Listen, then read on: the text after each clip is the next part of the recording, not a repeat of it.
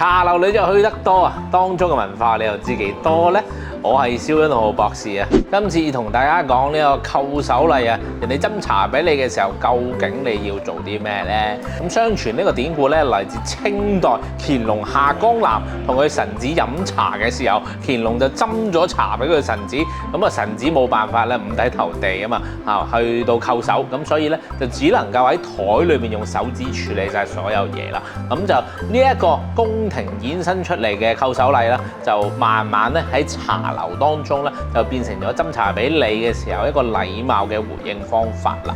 咁但係呢個禮貌嘅回應方法咧，其實都有3個唔同嘅種類嘅。咁啊，第一個種類咧就係長輩斟茶俾後輩。長輩斟茶俾後輩咧，我哋有5隻手指握住個拳頭啦，跟住咧就輕輕敲3下個台，咁啊表示感謝嘅意思嘅。咁而第2種嘅方法咧就係平輩斟茶俾你。